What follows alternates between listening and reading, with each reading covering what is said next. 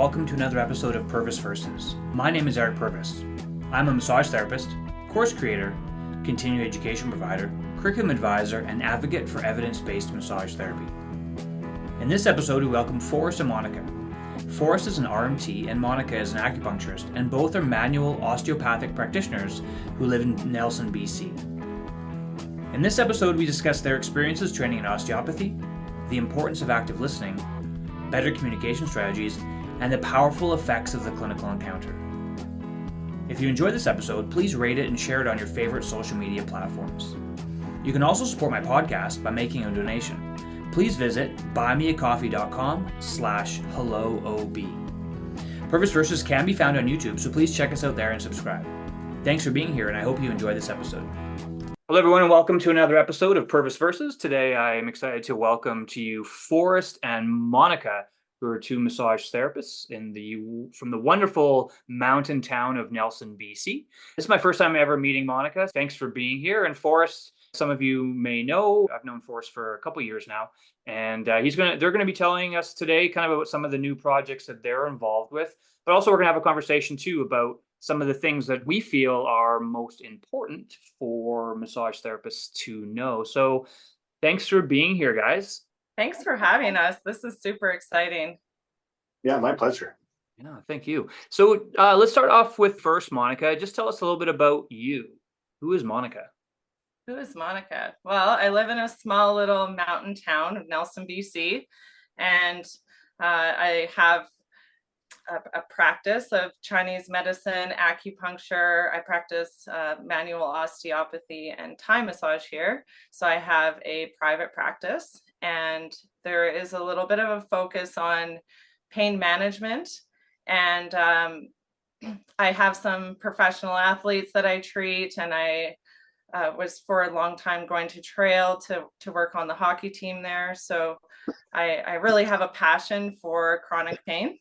And I was a teacher at the Chinese medicine school here in Nelson as well.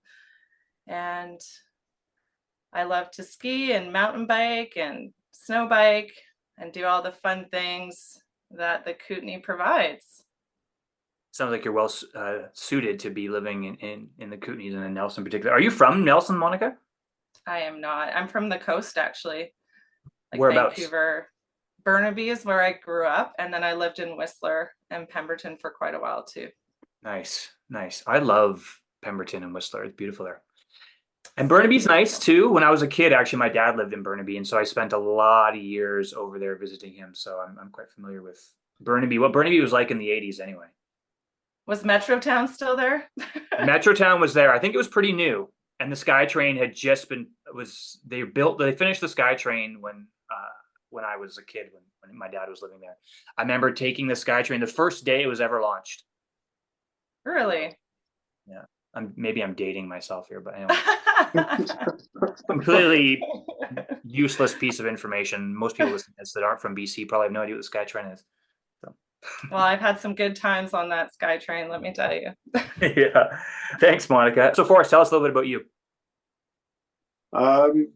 Yeah, I've been living in BC now for just over 20 years and found myself in Nelson about 10 years ago. I've been practicing registered massage therapies for 17 years. Went back to school with Monica actually a few years ago to do manual osteopathy.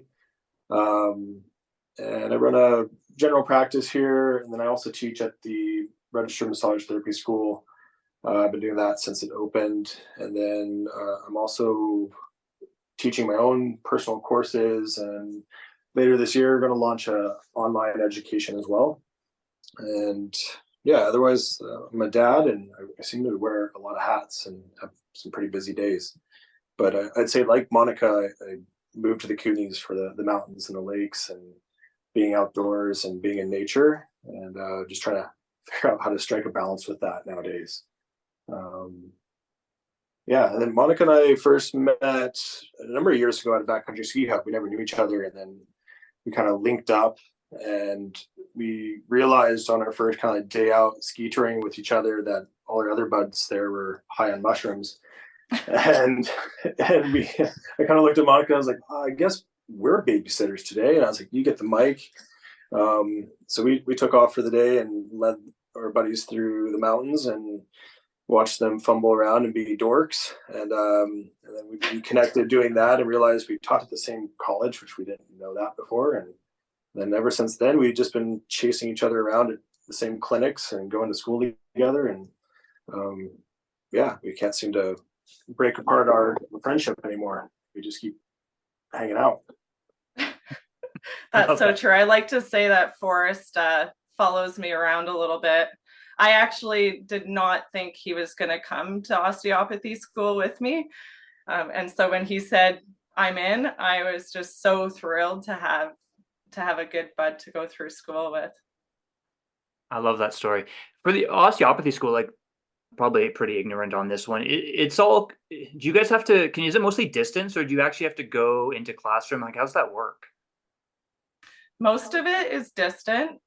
So you do these online lectures, and then you have to go for 2 weeks to Toronto and do the more practical side of things. Okay. I mean, yeah, I guess if you're a working professional, I guess it's easier that way to, you don't have to shut everything down. You guys you can learn, and they just only have to take a little bit of time here and there. What did you find about the osteopathy school? Like, did you find it was worthwhile? I found it 100% worthwhile. I've been planning to do osteopathy for a really long time. I just couldn't figure out how to. If you knew anything about Nelson, it's really hard to get in and out of here, especially in the winter.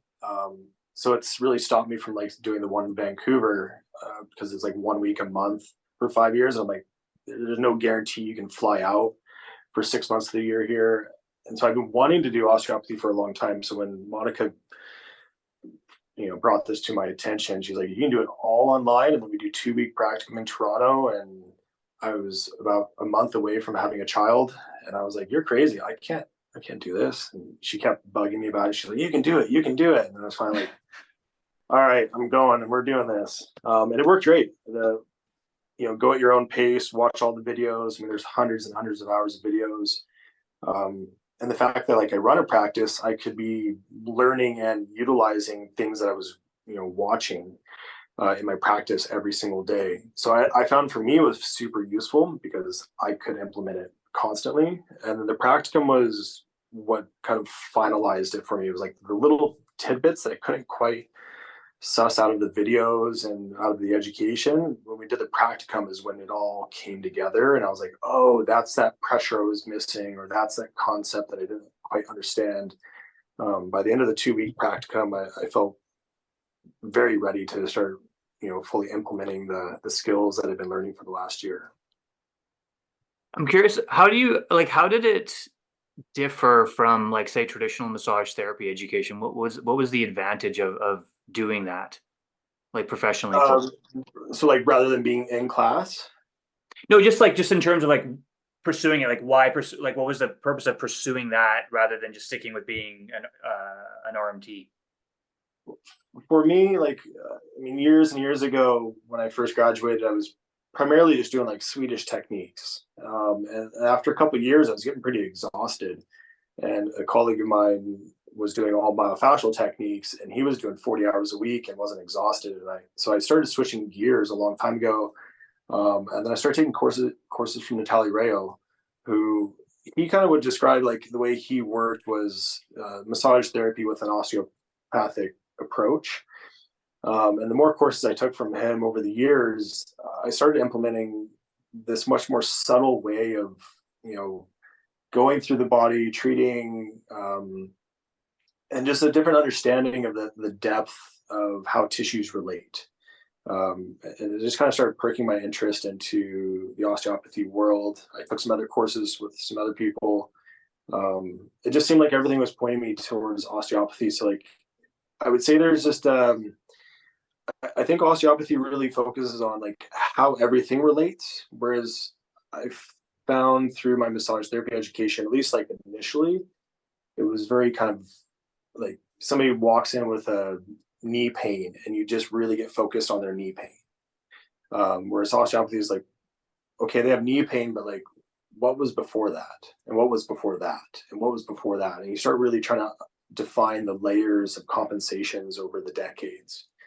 And that's kind of what's I find more impactful in my practice nowadays, is really trying to understand how everything connects. Right. Yeah. I mean, so I'm not sure, but you guys know, but like other listeners will know, like one of the things I'm really involved with is evidence-based practice and the use of research, evidence, and practice and curriculum development is kind of. I'm always very very curious about osteopathy because there tends to be kind of two distinct schools of it. There's kind of the old school where everything is basically tissue-based, structure-based, and it's just a lot of technique stuff. And then there's a movement now in osteopathy, and particularly in the UK, where they're moving away from that because there's not a lot of evidence to support those kind of traditional osteopathic approaches, and at least in terms of the explanatory models or the narratives around them. How do you reconcile those two things? Because if you're like, I like this approach, but maybe there's not a lot of evidence to support it. How do you feel about those contradictions? I think for me, if something works, I continue doing it. And the second I became an osteopath and started to implement those techniques on a daily basis, quite simply, it just works. And to me, the proof is in the pudding. And I'm the same as you, Eric. I do really appreciate having those studies to kind of back like the evidence-based. Um, but there really is no substitute for, is it providing results for my patients? Yeah, no, that's great, and I think that's the thing is that there's when we look at, let's say, osteopathy or massage therapy or acupuncture, right? We look at the evidence base, and it's like, well, there's not a lot of evidence that supports that any one approach is particularly better than other. However, if we look at our clinical experiences, we may find that, oh well, I approach people in this specific way or this specific framework, and it helps, and people I get my clients tend to feel better. So that I think this is an important thing to realize.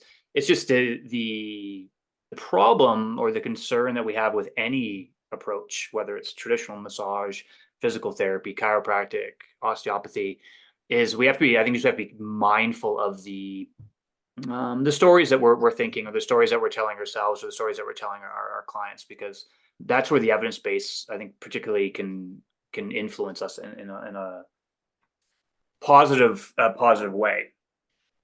I think the challenge with evidence-based manual therapy techniques in general is the evidence shows that it works, but it doesn't really define why it's working. Like, on what mechanism is my hand resting on your shoulder any better than me kneading your shoulder?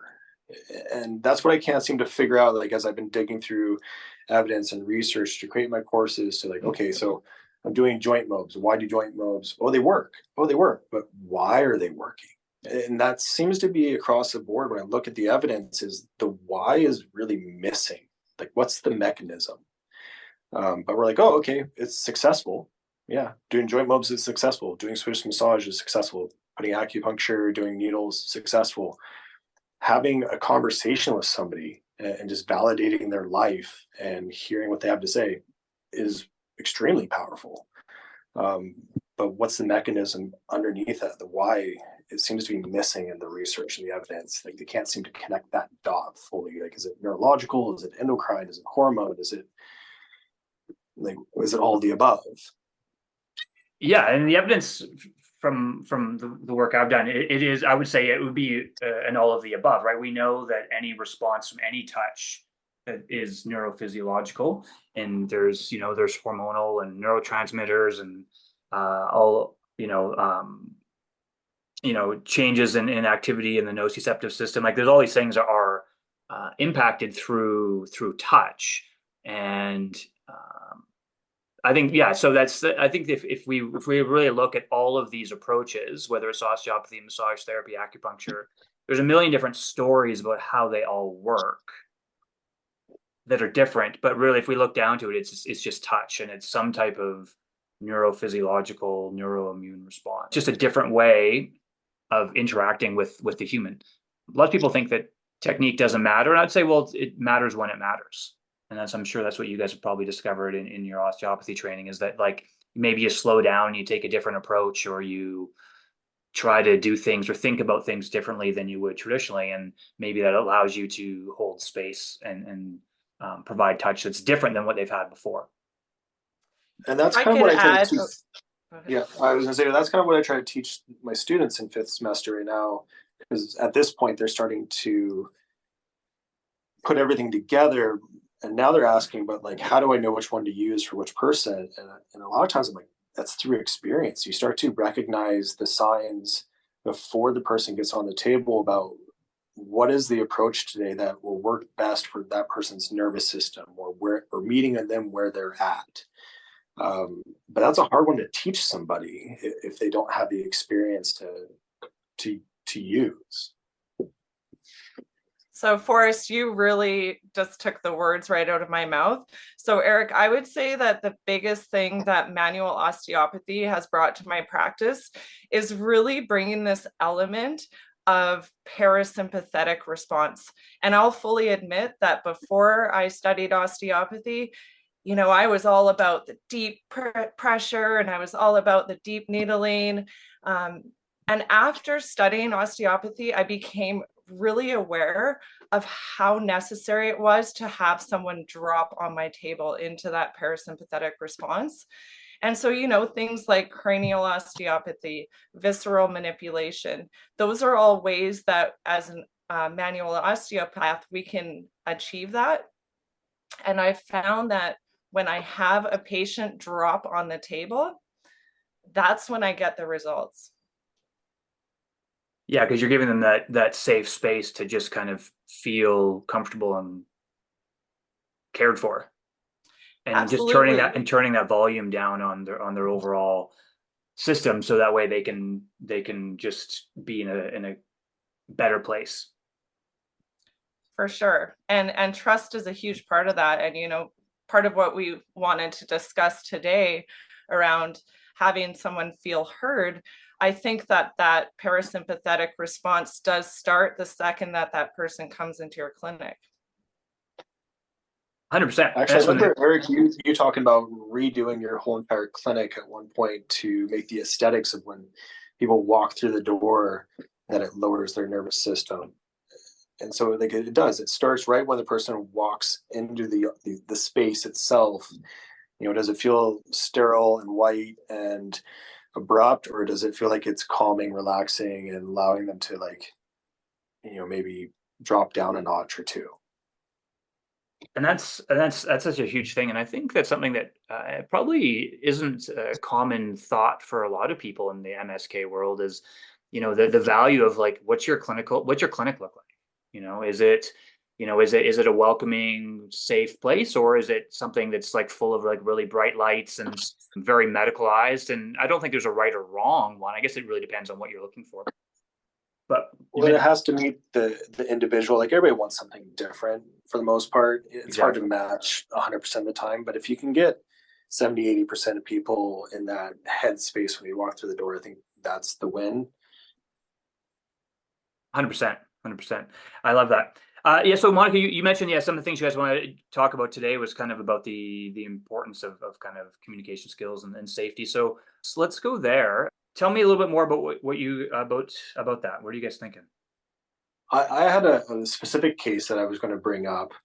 It was one that really kind of, watching the person's reaction in front of me was like, oh my gosh, I just hit the exact wording that person needed to have said to feel safe and welcomed into my space. And I saw it in their reactions.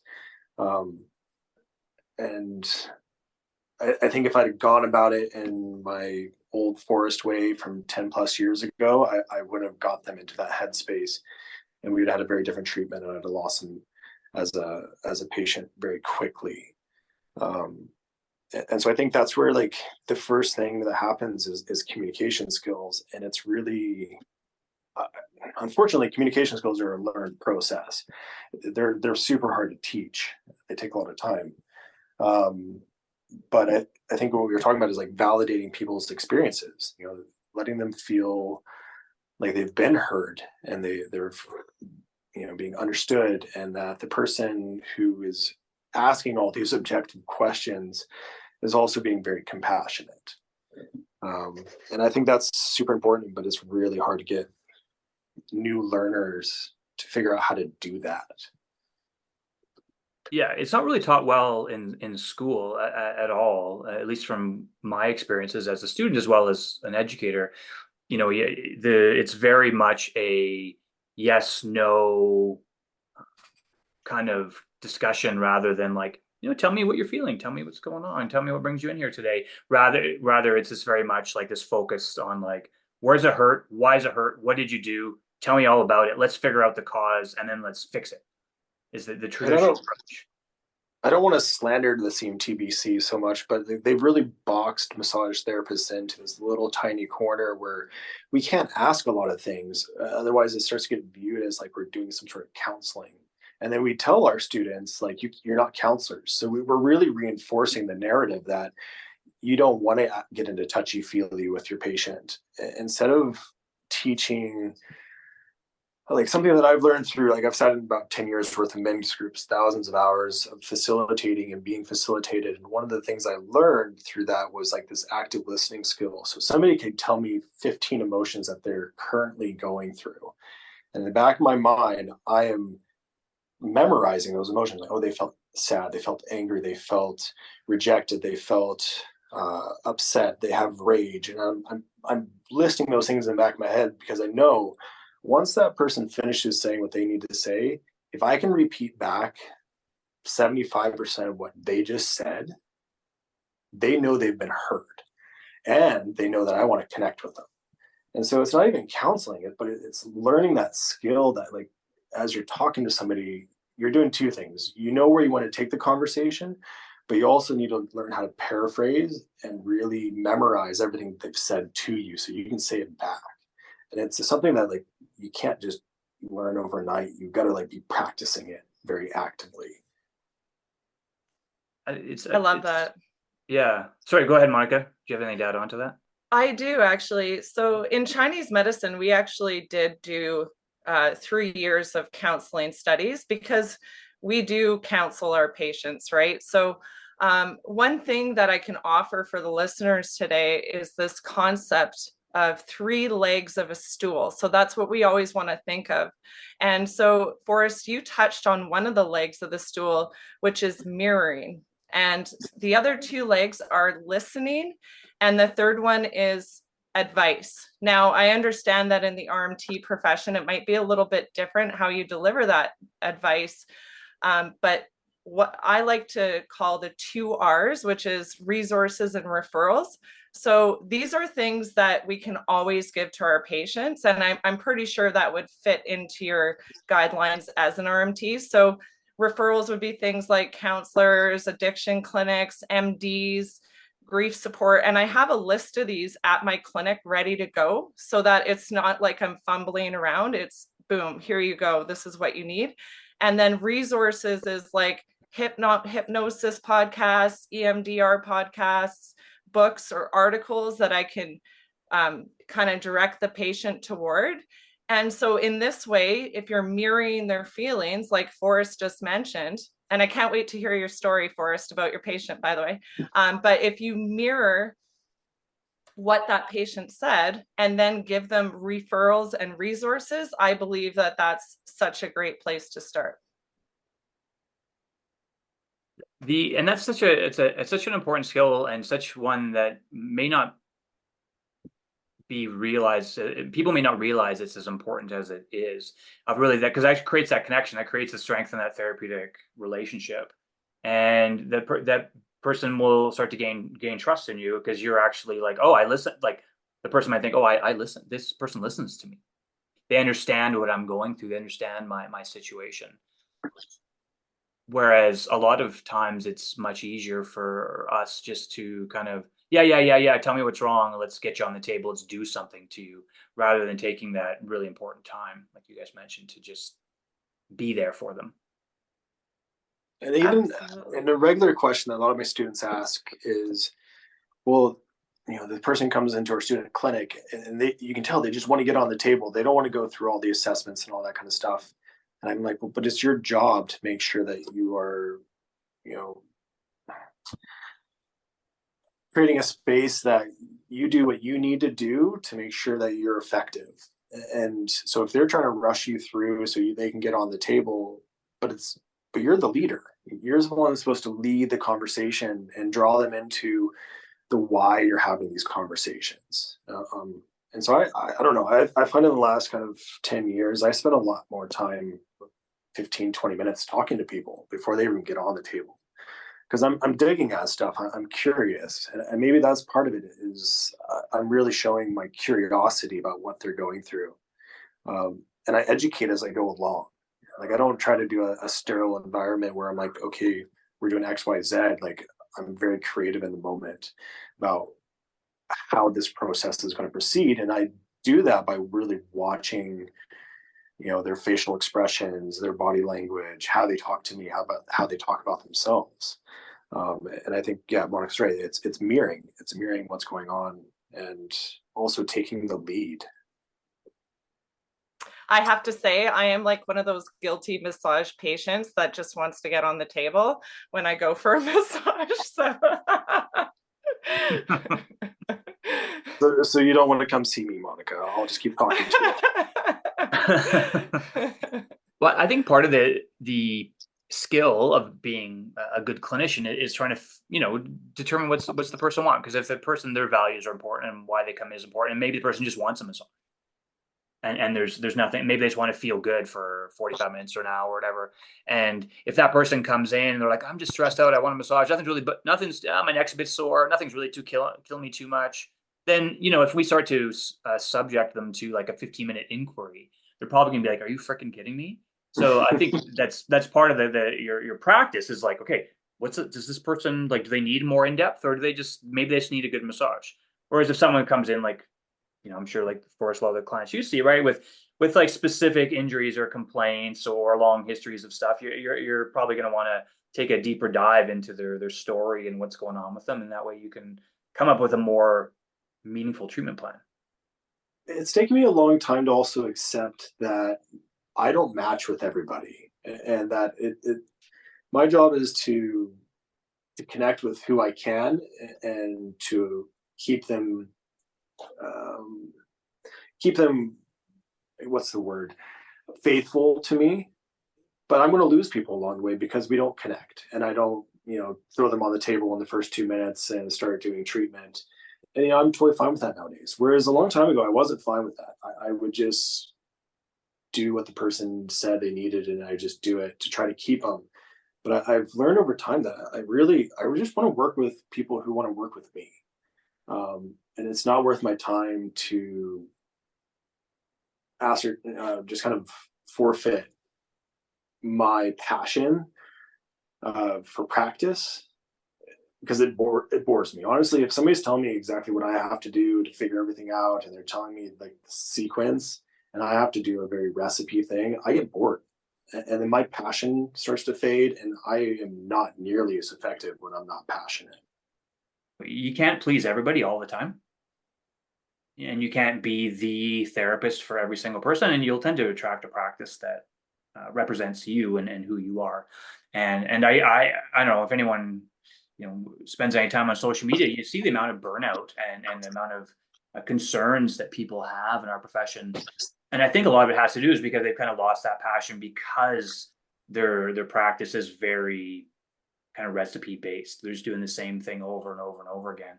And for some people, I think they can do that, and some people, I think it burns them out. And I'm just making a totally anecdotal statement here, but that's my impression anyway. To say the story that I had, yeah.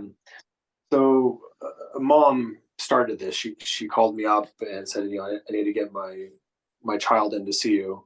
Child being like they're 21. So they came in, they sat down, and they were all over the map. Like their shoulders were hunched. I said like their body language was dropped, depressed. They were anxious, nervous, anger in them. They just really, really quite mentally disturbed. And I'm trying to ask questions and get an idea of like what we're doing today. And as we talked, and I finally at some point I was just like, hey, if you just need to sit here and talk to me, you need somebody to listen to you right now, we can do that. I don't even need to put you on the table. If you don't want to lay on the table today and you just want me to sit here and be with you, I can do that right now. And I'm happy to do it. And then their shoulders dropped. They like teared up a bit and they got so relieved to hear those words, like to watch their whole body just fully relax and settle in was amazing. And I was like, whoa, I just nailed what that person needed. Um, I don't think they've been really heard. They go to counseling. They're on all sorts of different types of medications. It seems like they're just kind of almost falling through the cracks of the system, and no one's really like picking on or picking up on like what they really need. And it was just for me to watch that physical change in the person's body was so powerful for me to recognize like my words have more implications and more therapeutic effects than actually getting them on the table. And then actually when I did get them on the table, it was a terribly frustrating treatment. Uh, couldn't use enough pressure, couldn't use light enough pressure. They couldn't stay in one position for more than 5 minutes. They're twitchy and agitated. Like it became a really quite the challenge to navigate a treatment with them. But what seemed to really be effective as I kept seeing them week after week for quite a while was that first 20 plus minutes of just letting them download what was going on in their brain. That seemed to be more effective than the actual, hands-on approach. And it's so backwards to what we're taught in massage school. To even just advertise to somebody like, hey, I don't even need to touch you today. Like that actually goes against everything that we're supposed to do as massage therapists. But I'm a compassionate therapist. I'm supposed to be here to help you. If that's what helps you the most, then why am I stopping it from happening just to force you on the table to put my hands on you? And I was, I think doing one of the other pillars Monica just mentioned, like talking about resources and recommendations. But the gist of the story was just like the power of words and realizing how much their nervous system dropped just from hearing that somebody was willing to sit with them and just listen. That's very powerful, Forrest, and thanks for sharing that story. It's so true because if you think about a lot of those people, particularly people that have been in pain for a long time, people that live with chronic pain or chronic health concerns, oftentimes they're dismissed or they're just not really listened to. And if you can be that one person that takes the time to validate them, to listen to them, and if you're not counseling, right? You mentioned that earlier about there's the worry that we're counseling, but you're just holding that safe space for them. That is extremely therapeutically beneficial. Why would we be discouraged from that? It almost doesn't make sense, does it? No, and it's hard to kind of, I think, understand where that, it's not a black and white line. They like there's a gray area in there, and it's really hard to get people to understand, I think, as massage therapists, what that gray area is that you can still work within that is very effective. Monica, do you want to share kind of like what's your perspective on that? How is that similar or different for Chinese medicine and acupuncture? The thing about Chinese medicine and acupuncture is that we actually acknowledge that the emotions create illness. So part of what we're doing in our assessment is talking to them about their emotions pretty outright. Like I'll straight up say to someone, do you experience anxiety? Do you experience anger? Do you experience worry? Do you experience grief? And then if they say yes, I'm asking more questions about those things. And then, like Forrest said, I'm going to be mirroring what I've heard. And then from there, giving advice. And so, one thing I need to mention about the three legs of the stool that we were taught is actually to make sure that there's a balance there, right? A balance between listening, a balance between mirroring, and finally, a balance between advice. So, I find in my practice, it is tricky to strike that balance. And that's where I find that the resources and referrals are really, really important. But I also, and I've taught my students this for many, many years, is I think that when we get a patient into our office, there's this sense that we have to rush to form a relationship with them. And one thing I've taught repeatedly is that a patient practitioner relationship can take years to form. And when you're not rushed to form it and you're allowing it to grow at its own pace based on what the patient needs, that's when you're going to be the most effective. And I feel like we might, in our culture, everything's fast, right? Fast food, fast this, fast that. It's really important just to slow down that patient practitioner relationship. And then, Forrest, in the case of your story, I think that by listening, maybe right now you can't give the right pressure to this patient, but I think that the more that you are just patient with that relationship, maybe in 2 years you're going to give that optimal pressure. And if it takes 2 years to get there, so what? That's what it takes, right? We have to be patient with the process. And I think that's just so cool that you were able to follow your intuition and really give that patient what he needed. What's weird is like my ethical side of me felt so wrong by just saying, I'll just stay here for an hour with you and not put you on the table, because like technically I shouldn't be doing that. But that's what felt the most compassionate human thing to do. So Forrest, I don't know about you, but and Eric, I'd love to hear your perspective on this too, but there's always like a balance between ethics and humanity, right? And I have a really powerful story to share at some point, if we get there. But for me, it's almost like in my practice, I have to balance the two, like professional ethics and laws with what I feel is a humane thing to do. In the end, I am always going to follow my moral compass. I'm going to balance it with what the industry says. But I think that following that moral compass is super important as a practitioner. I agree 100%. And this is actually something, this is a whole, we could have a whole other episode just on ethics. I love talking about this stuff. So thanks for opening up that topic there, Monica. The healthcare ethics and is not something that we really talk about enough, I don't think, in musculoskeletal care. So the first principle, right, beneficence, right, is so you should always be working in the best interest of the person. If maybe the best interest of the person is just to sit there and be heard, and maybe you only provide a few minutes of hands-on treatment. I think I should know this, but I'm pretty sure that in our bylaws, we have to provide some form of hands-on therapy for it to be called massage therapy. But if the best interest of the patient is to be set to be validated, to be heard, for them to, I think the word used, Forrest, was download their brain. Yeah, they needed it. It seemed like they wanted to download just what was going on inside of them. Yeah.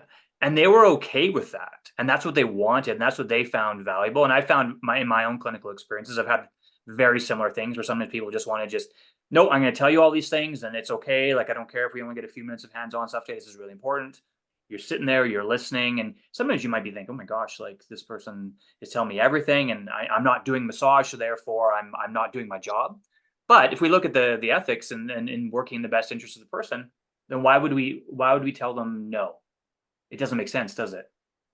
Absolutely, Eric. And I think one thing that we can do as health professionals is point blank ask them. And I will say to a patient like, hey, I won't be offended if you say no, but is this helpful for you? And if they say yes, that's something I can then put in the chart.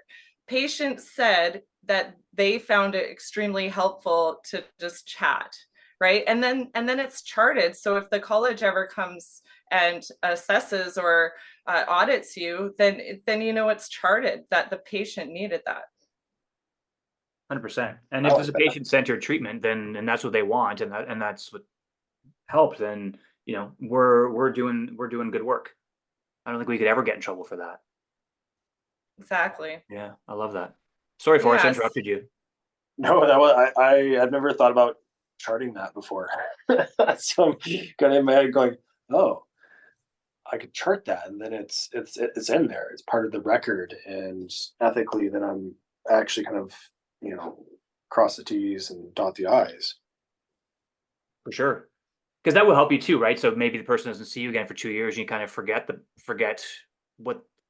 happened, and then you have that in your notes, and you're like, oh yeah, this is what happened last time. They wanted to chat, and this is what brief, what they said, and this was the value. And I think it's good practice, in my opinion, anyway. So, question for Yeah, I you think. guys here. A Mhm. question for you guys is: so how do we foster more kind of comfort and competence in navigating these communication skills? Because obviously, I think the three of us are all been around the block a while, a few times, and the stuff that we're talking about may seem easy, or it's never easy, but may seem we're familiar with this type of conversation, these type of important things. But how do we inspire and educate other therapists, whether it's new ones or ones that have been practicing for a while, to adopt this more communicative approach? I think the biggest tip that can give just from my couple decades of practice is to be more straightforward with the patient. And that's something that has taken a lot of time. But, questions that I normally wouldn't ask early on in my career, for example, like if a patient starts talking and we're talking about a subject, I will like point blank ask them, do you want to continue talking about this, or is it too much for today? And so I'll give them an out. So I'm not afraid to kind of ask for what the patient needs. And I'm constantly doing that. Like, is the music okay in here? Is the lighting okay for you? Is it comfortable? And the more that we can be direct and concise with our patients, they're going to give us the information, but we have to give them the opportunity. You, I Forrest, think what are your that's good. thoughts? Um, Honestly, I've been trying to figure out how to, just with like the students that I've had over the years, how to facilitate these types of learnings in a way that they could take it, put it into practice. Um, and I haven't really honestly figured out how to educate or teach in a way that gets learners, whether they're already practicing or current students, how to learn these techniques and skills. I just kind of advertise that how important it is, so that they recognize that there's something that they need to keep working towards. um, I just know for myself, the only way I got to where I am is because I started doing a lot of work on myself. And that's where I learned a lot of my communication skills, was once I started spending many, many hours a week practicing communication skills on myself and on others, in a place where that was the point of it. Like I said, I sit in men's circles, and so the whole point of men's circles is learning how to communicate, learning about emotions and feelings. um, so that's how I learned it all, was actually really inundating myself in how to do it. I didn't learn it through school. Yeah, I would say that most of us probably don't learn it in school. But like a lot of things, right? There's, our education shouldn't finish once we, get our license. It should be an ongoing, lifelong process. And I love that, you talked about, working on yourself, and that kind of self-reflection is so valuable. And it's something that we should all do, because when we're working with the public and we're working with people, and we're working with people that are in pain, and they're, they have their own lives and their own stories. It's very, very important for us to reflect on our own life, and how we can be better for ourselves, and then by being better for ourselves, we can be better for those people that come and see our care. I couldn't agree more, Eric. Yeah, you hit it on the head there for sure. Yeah. So you guys are, let's talk about, because you guys reached out to me because you guys are doing are going to be launching your own podcast. So why don't you tell me and the listeners a little bit more about what you guys are up to? So when Forrest and I traveled to Toronto, we did a lot of driving to and from our classes. And it was pretty funny because every single day we would get into these amazing discussions about health. And it just occurred to us like, wow, if we press play on these conversations, we could really provide something for other practitioners and patients that would be just really good information for them to have. And so then the idea sprung about, like, we should just go for a beer and hit play and, have some microphones around and see where it takes us. But the idea is to kind of take our combined 40 years of knowledge and just help people out on their path to becoming better practitioners, better, whether it's a patient or a practitioner, we want to try to give value to help people on their health journey. I love it. And is that coming out soon? I think probably in the next month. Monica's done a good job getting everything all kind of set up, and we've had some sit downs to talk about pieces that we want to kind of like tailor a conversation around. And yeah, I think somewhere in the next month we'll be starting to launch, doing some podcasts together, and if nothing else, hopefully there's something funny in there and you can laugh along with us for a bit.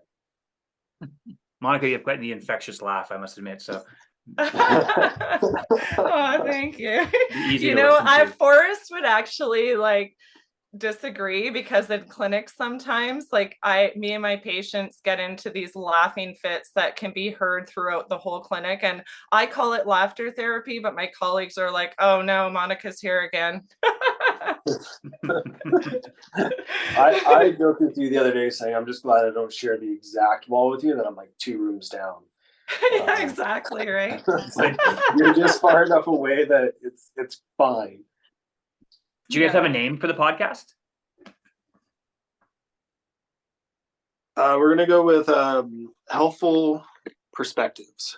Healthful Perspectives. Okay, I'll put that in the show notes. Forrest, why don't you, since you have you here, why don't you tell the listeners a little bit more about the courses that you're doing and what you have coming up? So over the next kind of, I think about 4 months, I've got a course each month here in Nelson. So I'm going to be doing, the next one's lumbar and SIJ. That one after that's thoracic and ribs. The following one after that's upper extremity.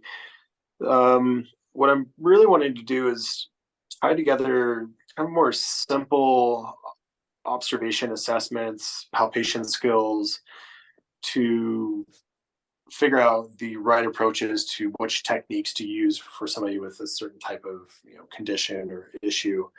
So it's really trying to tie those assessments and techniques together a bit more. The predominant theme of say techniques is going to be muscle energy, joint mobs, and fascial mobilizations.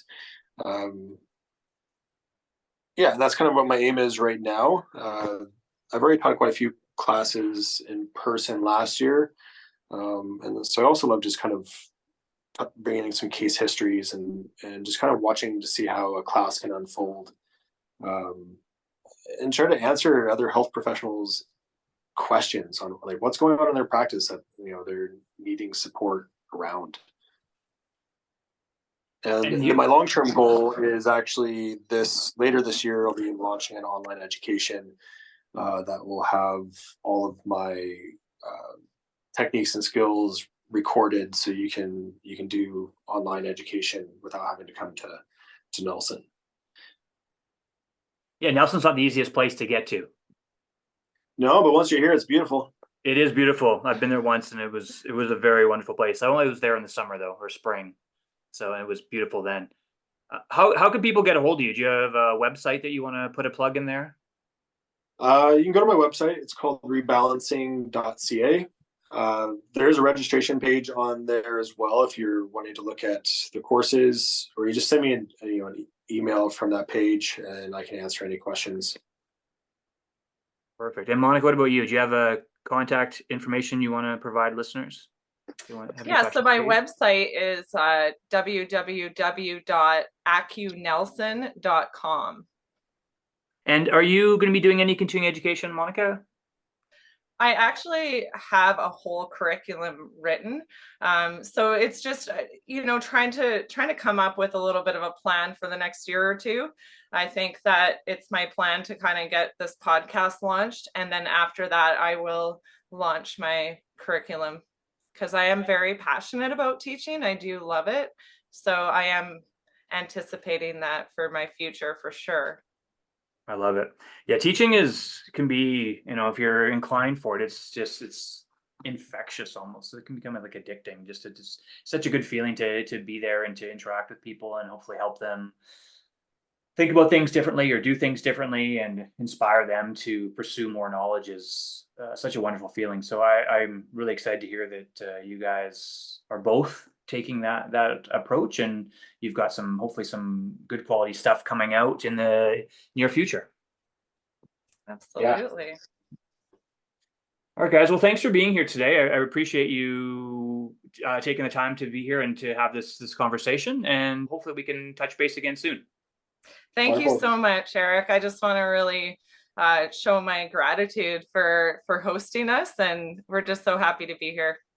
I'm happy to have you guys. Yeah, Eric, thanks for all the things over the last couple of years. It's been great getting to know you and having you as a resource and support. I appreciate you saying that, Forrest. It's been wonderful working with you too, buddy. And yeah, we'll keep in touch, okay? Sounds great. I appreciate all you listeners for taking the time to be here. If you enjoyed this episode, please give it a 5-star rating and share it on all your favorite social media platforms. You can follow me on Instagram or Facebook at Eric Purvis RMT, and please head over to my website, ericpurvis.com, to see a full listing of all my live courses, webinars, and self-directed course options. Until next time, thanks for listening.